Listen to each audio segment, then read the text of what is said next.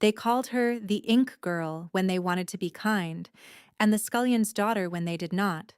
And on the night the Eastern Alliance fell apart in the Great Hall, no one called her anything at all, because no one in that room believed a woman who scrubbed pots had any business near the parchment that decided whether two kingdoms would bleed. The High Steward had already declared the treaty dead. The foreign envoys had already risen from their chairs. The most feared man in the north sat at the head of the council with a document in his fist that no scribe alive could mend, and the world had decided, as the world always decided, that Wren was furniture with hands. They were wrong about her. They were about to be wrong in front of everyone who had ever made her small, and the man who would kneel before the winter was out had not yet learned her name. In the winter of the 11th year of the Greywater Accords, when the rivers froze hard enough to bear a loaded sledge, and the snow came down for 9 days without pause, the keep of Hollowmere ran on the labor of people no one looked at. Wren was one of them. She was 23, narrow through the shoulders from carrying water up the tower stairs. With dark hair she kept bound under a strip of grey linen and hands cracked from lie and cold. Her mother had been a scribe once, in a smaller house, before fever took her and took the family's standing with her, and Wren had inherited two things from that life: a memory that closed on words like a trap, and never let them go, and the knowledge that she must never, ever let anyone see her read. A servant who could read was a servant who knew too much. That was the lesson her mother had given her, with a hand on her wrist and fear in her eyes. Keep your head down. Carry the water. Do not be seen. So she carried the water. She had carried it for 6 years, since the day a debt broker delivered her to Hollowmere to work off a sum her dead father had never told her he owed. 6 years of dawns breaking gray over the same frozen courtyard. 6 years of the same long halls, the same braziers she fed with peat, the same back stairs worn smooth by feet like hers. The one warmth in it was an old kitchen woman named Mab, broad and slow and missing 2 fingers to a frostbite winter long past, who had taken one look at the skinny, frightened girl 6 years gone and decided to keep her alive.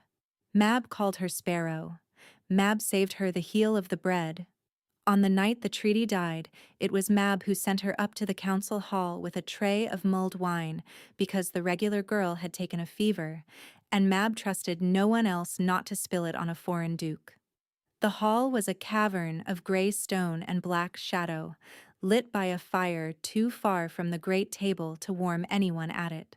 Wren came in along the wall the way servants were taught, eyes down, tray level, breathing the smell of cloves and wet wool and the particular cold sweat of men who have just realized a war is coming. She set down cups. She poured. And because she could not help it, because her eyes had a will of their own when there were words in a room, she looked at the parchment lying open in the center of the table while the High Steward jabbed a finger at it, and the envoys glared. You may want to remember that look, the small, involuntary glance of a woman who was never meant to be looking at all, because everything that came after grew from it. Stay with this one a while. It earns the waiting. What she saw in that single glance was a mess. The treaty between Hollowmere and the eastern houses of Vance had been drafted by 2 sets of scribes who did not trust each other, and somewhere in the 11 years since, a clause about the river tolls had been copied wrong, then copied wrong again, until the eastern version and the northern version now said 2 different things in the same formal hand. Each side accused the other of forgery. Each side was, in a sense, right. And the man at the head of the table, the man the whole hall bent toward without seeming to, could not fix it. Because to fix it, he would have to admit his own house had let the error stand for over a decade, and that admission would cost him more than the war might. Cale of Hollowmere was not what the songs had made her expect. She had heard the name the way everyone heard it, wrapped in the things he had done in the border campaigns, the pacts he had broken, the rivals who had vanished into the gorge below the keep. She had built a monster in her mind. The man at the table was tall and still in a way that made the stillness itself feel like a held weapon. Dark-haired, dark-bearded, a plain, hard face crossed by an old scar through one eyebrow, and he wore the iron circlet of the northern kings as though it weighed nothing and meant everything. He did not shout. The steward shouted. The envoys shouted. Kale sat with the ruined parchment in his hand and said nothing, and the nothing was louder than all of it. Then his head turned, and he looked at her. She had frozen. She knew she had frozen. The wine jug tilted, her eyes fixed on the document a beat too long. And now the most dangerous man in the north was looking at the scullion's daughter as if she had spoken. The air in the hall seemed to thicken and lean. Wren dropped her gaze, righted the jug, and made herself small, made herself furniture, made herself the nothing she had spent 6 years perfecting. Yet something had already happened in her chest that she had no word for. A sharp, warm pull low under the breastbone, there and gone, gone before she could name it and refuse it. She told herself it was the fire. She told herself it was fear. She carried the empty tray out along the wall, and she did not let herself look back. And she did not understand why her hands were shaking when the hall had not even raised its voice at her. That should have been the end of it. A servant glimpsed a paper. A king glanced at a servant. The war came anyway. Instead, Wren lay awake that night on her pallet by the kitchen hearth, with the whole broken clause turning behind her eyes, every wrong stroke of it, every place where a careless hand had written rod where it should have written reach, and turned a measure of riverbank into a measure of toll. She could see how it had happened. More than that, she could see how to undo it. How a single corrected transcription, set against both flawed copies and the older survey the error had drifted from, would show plainly which reading was true and which was drift. It would take one night and a steady hand. It would take exactly the thing she was forbidden to be. She got up before she could talk herself out of it. The muniment room sat off the lower gallery behind a door that was never locked because no one who could open it would ever want to.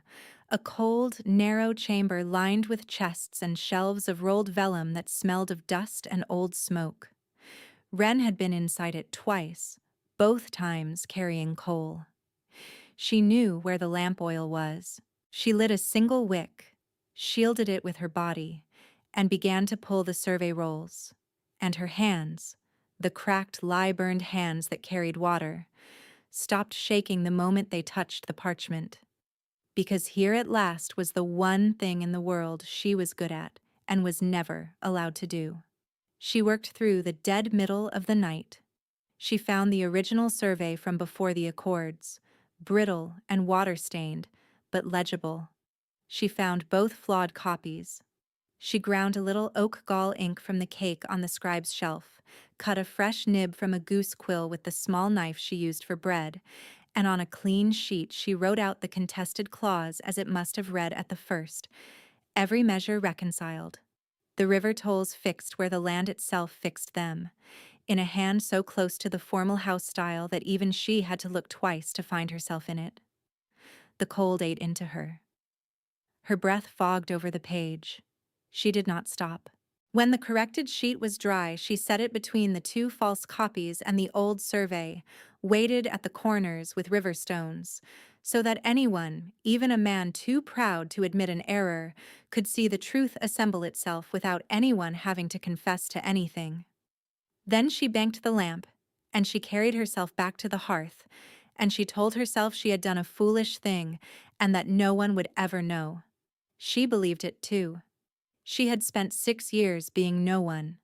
She had no way of knowing that the most powerful man in the north had not slept either, that he had risen in the gray before dawn to look one last time at the document that was going to start his war, and that he was already standing in the muniment room when she had left it not an hour before, reading a corrected clause in a hand he did not recognize, with an expression on his hard face that none of his warriors had ever seen. Dawn came the color of pewter. Wren was on her knees scrubbing the long flags of the lower gallery when the corridor went quiet in the particular way a corridor goes quiet when power walks into it, and she looked up to find Cale of Hollowmere standing over her with the corrected sheet in his hand and the iron circlet catching the weak light, and behind him, white-faced, the High Steward who had pronounced the treaty dead. "Who wrote this?" the king said. Not loud. He did not need to be loud. Wren's mind did the arithmetic of survival in half a breath. To answer was to confess she could read, could write, could move unseen through rooms that held a kingdom's secrets, and there was no version of that confession that did not end badly for a debt girl with no name and no protector. She lowered her eyes to the wet stone. "I don't know, my lord," she said, and the lie sat in her mouth like a stone of her own. The steward exhaled. Cale did not move, and the silence stretched. And when she risked a glance up, she found him watching her with that same arrested stillness from the hall, as if she were a word he was trying to place in a line he already half knew. "You were in the hall last night," he said. "You looked at the parchment. You looked at it the way a person looks who can read." His voice did not rise. "I am not in the habit of being lied to in my own house. Try again." Mab had appeared at the end of the gallery, drawn by the silence, her ruined hand pressed to her chest. The steward had begun to smile the thin smile of a man who smells a servant about to be made an example of. And Wren understood. Kneeling on the cold stone with the truth she had written held in a king's fist, that the lie would not save her and might damn Mab beside her, because a keep that punished a reader would want to know who had taught her and who had sheltered her. So she did the thing her mother had warned her never to do. She lifted her chin, and she let herself be seen. "I wrote it," she said. "The clause was copied wrong 11 years ago, my lord. Rod for reach, and again after. And both your scribes built on the error without going back to the survey. I went back to the survey. The reading on that sheet is the true one. You can hang me for touching what isn't mine, but the treaty isn't dead. It was only written by tired men who trusted the copy in front of them more than the land under their feet."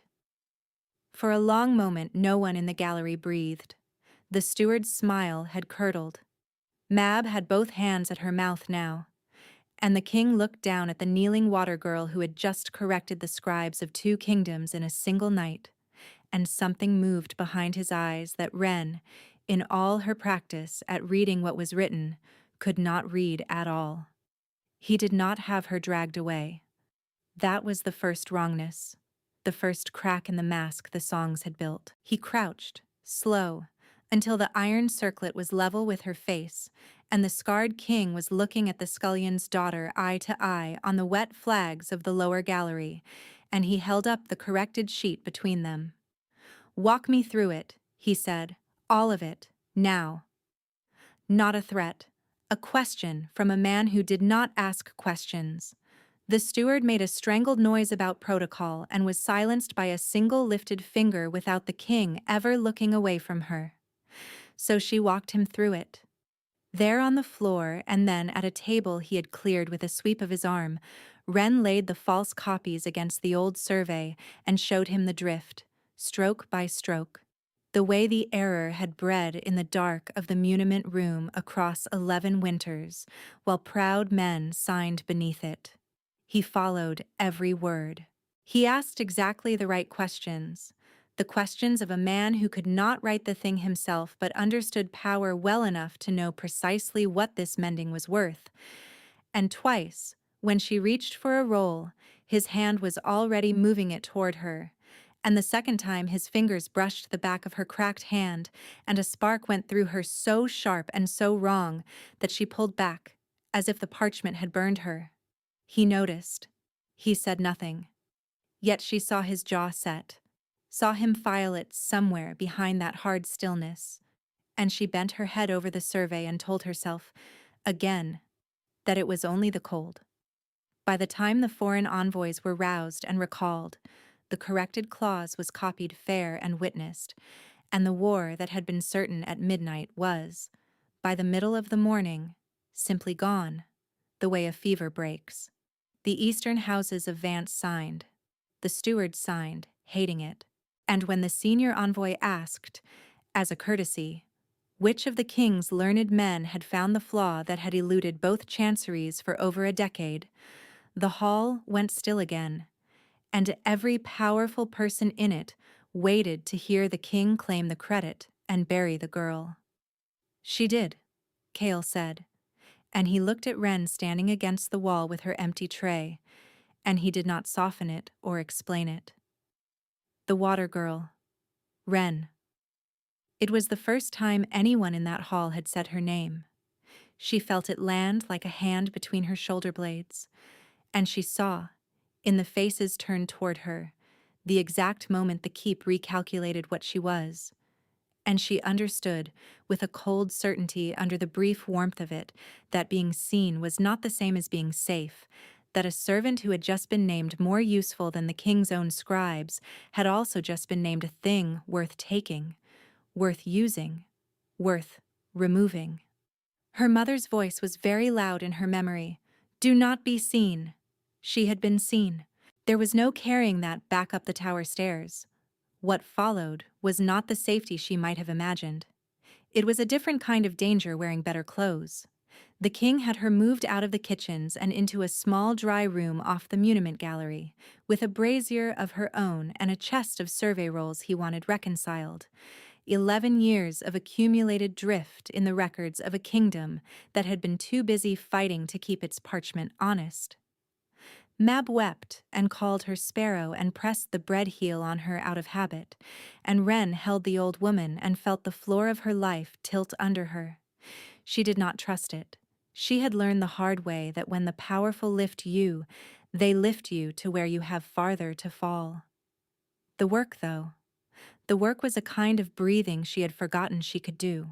Day after day in the cold, bright muniment room she went through the records of Hollowmere, and the king came, more often than a king should have time to, and stood at her shoulder while she showed him what the drift had cost, a boundary stone moved by a misread numeral, a widow's tithe doubled by a copyist's slip, a whole hamlet taxed for a bridge it did not own. He did not praise her. He went very quiet and very still, and the next week the boundary was restored and the widow's tithe halved, and a clerk who had grown fat on the drift was turned out of the keep, and Wren began to understand that the man the songs called a monster spent his terrible competence almost entirely on small, invisible justices, and that no one had ever told the songs because the songs preferred a monster. The court did not like her. She had not expected it to. The king's cousin, a sharp-faced high-born woman named Sable, who had spent 2 winters arranging herself near the throne in the expectation that Cale would eventually need a queen of suitable blood, took to watching Wren with a stillness of her own, colder and more patient. Once, on the gallery stair, Sable stopped her with a gloved hand and looked her up and down, the cracked hands, the patched gray gown, the strip of linen over her hair, and said in a voice pitched to Carrie, "How clever, to make yourself necessary. Necessary things are kept in cupboards, girl, and taken out when wanted. Do not mistake a cupboard for a throne." Then she swept on, and her women laughed, and Wren stood on the stair with her face hot and her hands steady, and filed the warning where she filed everything, in the trap that never let go. The cracks in the king kept coming, small and deniable. He learned she had not eaten, and a tray appeared, sent by no one, the kitchen mystified. He learned the brazier in her room smoked, and a mason came the next day. When a drunken man-at-arms cornered her in the lower gallery one night and put his hand where it had no business being, the man was gone from the keep by morning, and Wren was issued, without explanation, a heavy iron key to her own door, and the king, when she tried clumsily to thank him for a thing he would not admit to having done, only said, "A house that does not keep its people is not a house," and turned the conversation hard back to the river tolls. She told herself he protected the records and she was merely near them. She was getting worse at believing herself. And there was the other thing, the thing she had no defense against, the way the air changed when he entered a room. She would be bent over a survey, lost in the dead straight logic of measures and bounds, and then her whole body would know before her mind did, a warmth that came up from somewhere beneath thought, a pull toward the doorway a half-second before he filled it, and she would have to set down her quill so he would not see her hand betray her. It made no sense. He was the most powerful man in the North, and she was a debt girl who fixed his paperwork. She had built her entire survival on reading what was true and refusing what was dangerous, and her own body had begun lying to her, or telling her a truth she could not afford. She did not have a name for it. She would not let herself reach for one. Even so, at night, alone behind the iron key, she pressed her hand to the spot under her breastbone where the warmth lived and lay awake a long time, and that was a kind of confession too. Before the snow that buried the gorge road, when the worst was still gathering and not yet arrived, let it be said plainly that this was the still part of the story, the held breath. And if you have come this far, you already know, the breath does not hold forever. A word in passing, if the telling has earned it, would not go unnoticed. Then the chronicle turns, and the cold comes down in earnest. The trap, when it came through the records, because the records were where she lived, and the records were where she could be reached. Sable was not a fool, and Sable had understood something Wren had not yet let herself understand fully, that the king's interest in the water girl was not the interest of a master in a tool, and a tool was replaceable. The way Cale watched the muniment door was not the way a man watches a tool. So Sable did not move against Wren directly. She moved against the treaty Wren had saved, and she did it with the patience of someone who had been raised to win. Wren found the first wrong thing by accident, the way she found everything, because her memory would not let a discrepancy lie. A copy of the corrected river clause had been entered into the formal accords, witnessed and sealed, and it was wrong. Not the old wrong, the honest drift of tired men. This was a new wrong, deliberate, a single altered measure that handed 3 of Hollowmere's northern grain hamlets to the eastern houses of Vance, under the guise of the very correction she had made, so that when the fraud surfaced, as fraud always surfaced, it would surface as her fraud, the reader who had been let too close to the parchment, the debt girl who had repaid the king's mercy by selling his boarder to a foreign house. She sat in the cold muniment room holding the sealed copy, and felt the trap close around her with an almost admiring clarity. It was elegant. It used her gift as the murder weapon, and the seal on it was the king's own. She understood then that she had 2 choices, and that her mother's voice had a third she would not take.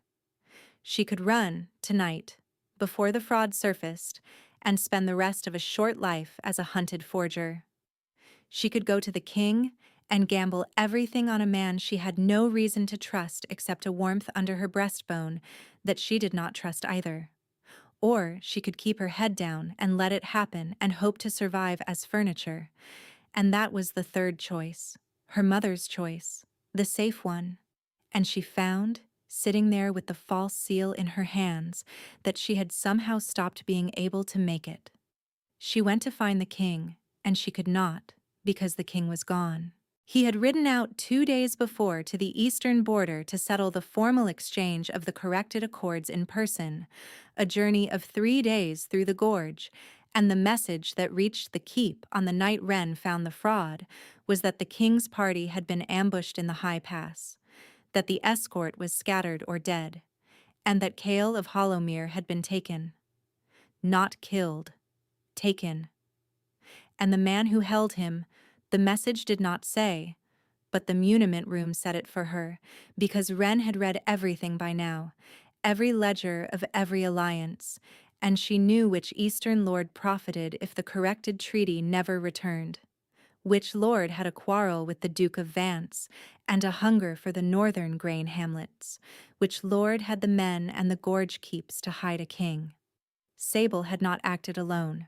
Sable had handed the border to the one man cruel enough to take a king alive and patient enough to break him slowly, a marcher lord named Brannock who collared the wolves he captured in silver so they could not shift and could not heal, and kept them, the stories said, until they forgot they had ever been anything but his.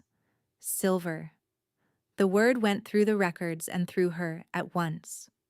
She had read of it in an old beast lore roll she had reconciled weeks before and dismissed as superstition, that the blood of the old packs could close any wound and mend any bone, save where silver touched it, that silver in a wound would not let the flesh knit, that a man of the blood bound in silver would not die and would not heal, would only hang in the gap between, awake to every hour of it. She had filed it without believing it.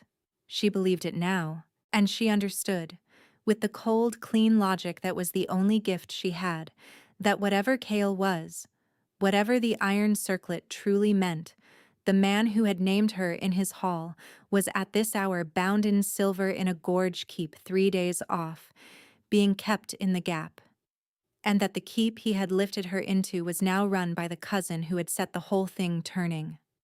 That was the night the world told her, plainly, that there was nothing she could do. She was a debt girl, with a forged seal in her hands, and no rank, no sword, no pack, no name anyone would follow. The king's warriors who had not died in the past were leaderless and watched. Sable held the keep, and would hold it until Brannock's silver did its slow work, and a king died far away of no wound anyone could point to. And then there would be a suitable marriage and a suitable story, and the water girl would be the forger they hanged to tidy the ledger. Wren sat in the muniment room with the lamp guttering and understood that the safe choice was gone, that the running choice was gone, that everything was gone except the one thing she had always had, which was that she could read what was true when everyone around her preferred the copy. So she read. She read all night, the way she had read the broken treaty, and by morning she had what she needed. Because Brannock, for all his cruelty, kept records too, and his records had passed through Hollowmere's muniment room in the years of the Accords, and Wren's memory had kept everyone. She knew the gorge keep he would use, the only one with a silver-stocked armory, deep in the high pass where the road froze. She knew the old survey showed a postern the newer maps had dropped, a water gate beneath the keep, where a river ran out under the wall, frozen now but passable for someone small and desperate and unafraid of the dark.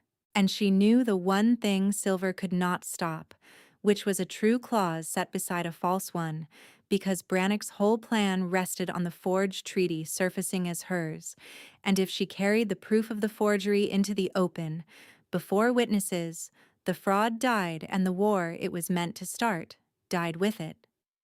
She did not tell Mab where she was going, only held her.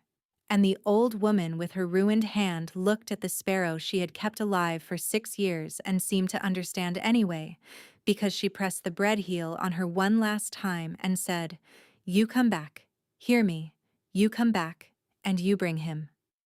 Wren took the false sealed copy, and the old survey that proved the truth of it, and the small bread knife, and she went out the water gate of Hollowmere into the killing cold of the gorge road, 23 years old, alone, carrying the only weapon she had ever owned, which was the truth, against a marcher lord who collared kings in silver. The gorge took 2 days and nearly took her with them. She went on foot where she could, and on a stolen mule where she could not, through snow to her thighs, and a wind that the survey had not warned her about because surveys do not measure wind, and she did not freeze only because she could not let herself. Because somewhere ahead of her, a man hung in a silver gap counting hours. She reached Brannock's keep in the blue dark before a dawn that the old beast lore would have called a wolf moon, the last full moon of the deep winter, and she found the dropped postern exactly where the discarded survey had promised, a water gate clogged with ice beneath the black bulk of the wall. She broke the ice with a river stone. She went in under the keep where the frozen stream ran out, soaked to the waist and past feeling, the false copy and the survey wrapped against her chest under her sodden gown, and she climbed up out of the dark into the lowest level of a keep that did not know the dropped survey existed, and so had never thought to watch its own old Watergate. She found him by the smell of silver burning, which she had never smelled before, and would never forget. He hung in a low stone cell, wrists collared, a thin silver chain run through the manacles, and where the metal touched him, the flesh would not close. A slow rising thread of smoke off skin that should have healed in a breath. His head came up when she stepped into the torchlight, and the hard face was gray and drawn fine to the bone, and his dark eyes found her, the water girl, soaked and shaking in the doorway of a cell 3 days from his own keep. And for one moment neither of them said anything at all because there was nothing in the world large enough to say. "You came," he said. Finally, his voice scraped to a rasp by however many hours of silver. Not how, not why, just that. And the warmth under her breastbone, the thing she had refused to name through every cold week of records, came up so hard it nearly took her knees, and she knelt in front of him on the filthy stone and got the bread knife to the silver chain, and her hands, her water-carrying, parchment-mending, never-shaking hands, did not shake. "Hold still," she said. "This is going to take a steady hand, and mine is the only one here." The silver was wound tight, and her knife was small, and she worked it loose link by link, while the smoke thinned off his wrists, and his ragged breathing steadied, and somewhere above them the keep was waking to the wolf moon and, to the discovery, soon, of an opened Watergate. She freed one wrist. The flesh beneath was raw and black, and it began, the instant the silver left it, to knit, to close, to heal before her eyes the way the beast lore had sworn and she had not believed, and she understood at last and completely what he was and what it had cost him to sit still in his own hall and let a water girl correct his scribes. She freed the second wrist. He caught her hands in both of his before she could draw them back, and held them, the cracked servant's hands in the king's healing ones, and looked at her with the mask entirely gone. "I have lived 31 years, he said, low and rough and certain, and trusted no one and wanted nothing I could not take. I want you, not the gift. You." He turned her hands over in his as if reading them. "I knew it in the hall the moment you looked at the parchment, before I knew your name. I have been trying to give you a reason to stay that was not this, because I did not want to be one more powerful man who took something from you. I am done being careful." His thumb moved over the lie scars on her knuckles. "Say the word, and I am yours. Say it is too much, and I will put you somewhere safe and never speak it again. I will not lie in my own house. I have wanted you since the night you were not supposed to read." She had spent her whole life reading what was true and refusing what was dangerous. She looked at the truth in front of her, and for once in her life she did not refuse it. She did not say a speech. She turned her hand in his until their palms met, and the spark went through her like the wolf moon itself, and she said, "Then we are both done being careful. Now get up. There's a keep full of men between us and the door, and I did not come 3 days through the gorge to lose you to your own dramatics." And the broken thing that had been the king's mouth, against all the songs, curved. They did not fight their way out, not the way the songs would have it. They walked out, because by the time Brannock's men found the empty cell, the wolf moon was up over the gorge, and the king of the north was no longer in silver, and a man of the old blood freed under a full winter moon is not a thing that Gorge Keep stone can hold. The howl that went up from the high pass that night was heard at Hollowmere 3 days off. Wren stood at his side in the keep's own hall, while Brannock's warriors, who had collared a king for a marcher lord's ambition, looked at what they had let loose and made the calculation that men make in the presence of overwhelming force, and one by one they set down their blades. Brannock did not.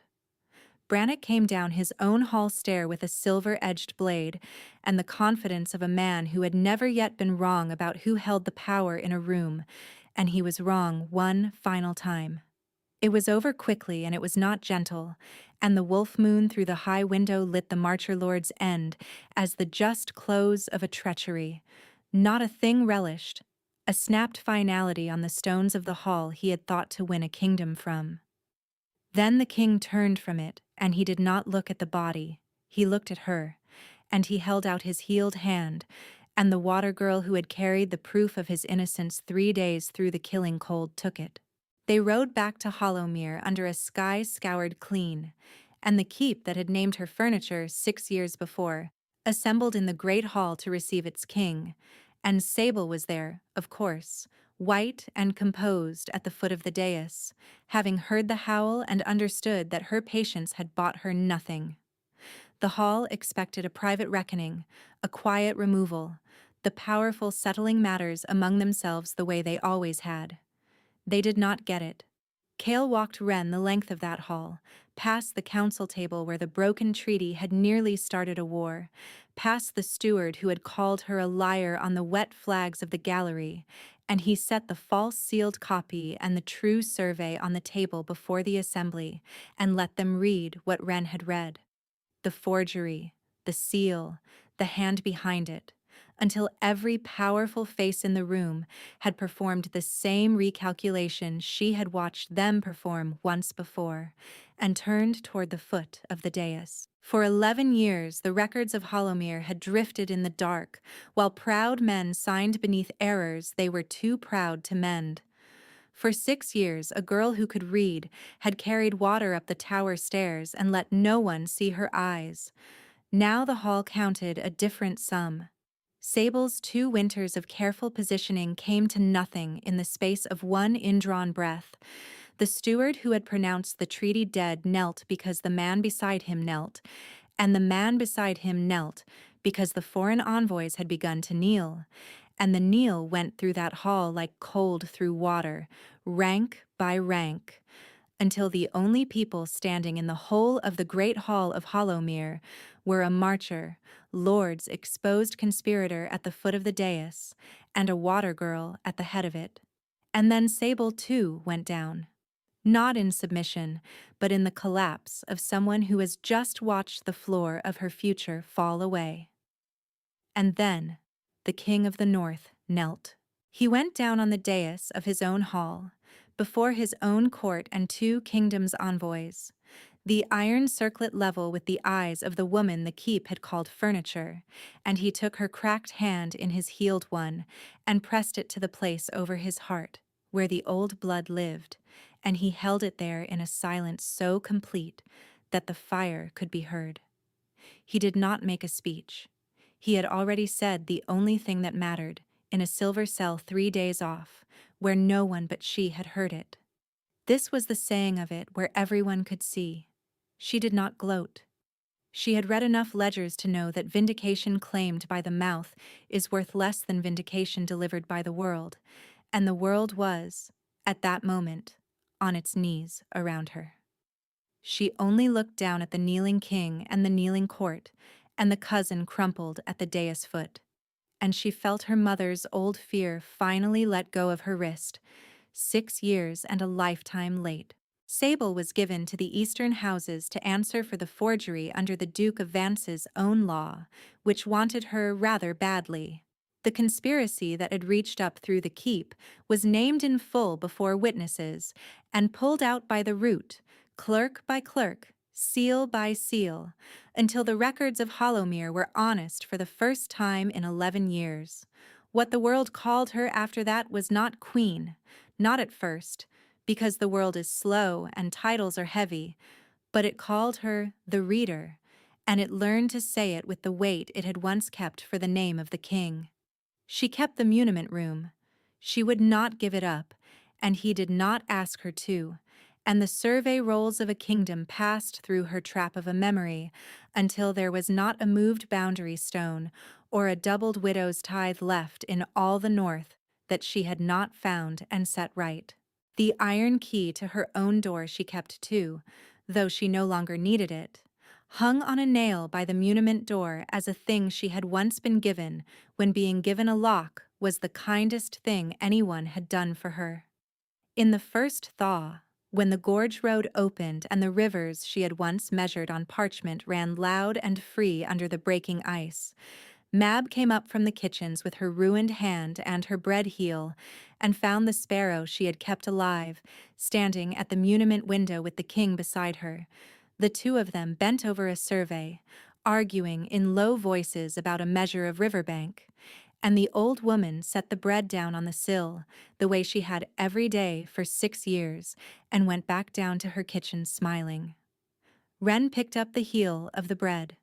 She broke it and gave him half, and his scarred hand closed over it, healed and whole, and outside the window the ice on the river cracked once, long and clean, and let the water run,